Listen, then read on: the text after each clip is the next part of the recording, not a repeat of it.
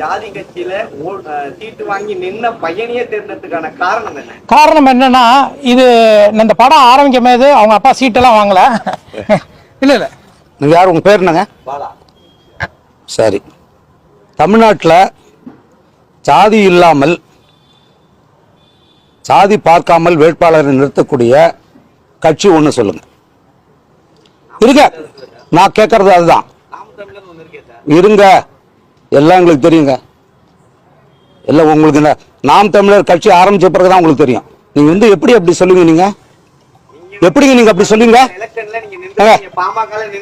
சரி, அது ஜாதி கட்சி எப்படியா சொல்லுவீங்க? சமீபத்துல அன்புமணி மாநாடு போட்டிருக்காங்க. சரி, நாங்க அக்னியில இருந்து நெருப்பாவே பிறந்திருக்கோம். சரி சரி, நீங்க சீட்டு வாங்கிருக்கீங்க. உங்க பையன் தான் இதுல நடிக்கிறாரு. தம்பி ஒரு விஷயம், ஜாதியே வேண்டாம் நடிக்கிறாரு. அததான் கேக்குறேன், இந்த கெத்து எப்படி எடுத்தீங்க? அவரை எப்படி தேர்ந்தெடுத்தீங்க? ராமதாஸை விட அன்புமணியை விட அரசியல் பேச யாரு இருக்காங்க? இருங்க இருங்க, நான் பேசுறேன். இருங்க இருங்க, 6 இடஒதுக்கீடுகளை இந்தியாவிற்கு பெற்று தந்தவர் ராமதாஸ். சொந்த சாதிக்கு வாங்கி கொடுத்தாரு. அதை அனுபவிக்கிறீங்களா எல்லாரும்? எந்த நாக்கு வச்சு அவர் சாதி கட்சி தலைவர் சொல்லுங்க? சுகாதார அமைச்சர்கள் இந்தியாவில் வந்திருக்காங்க. ஒரே ஒருத்தவங்க பேர் சொல்லுங்க நீங்க, அன்புமணி தவிர்த்து. இந்த 80 ஆண்டுகள்ல எவ்வளவு வேலைகளை செய்திருக்காங்க. சுற்றுச்சூழல் எவ்வளவு பிரச்சனை, இயற்கை. அதனால யாரும் இனிமே அப்படி பேசக்கூடாது, புரியுதா? எனக்கு இது வரைக்கும் அந்த அலுவலகம் கூட எங்க இருக்குன்னு எனக்கு தெரியாது. நான் ஒரு அடிப்படையில் பொதுவான கலைஞன்.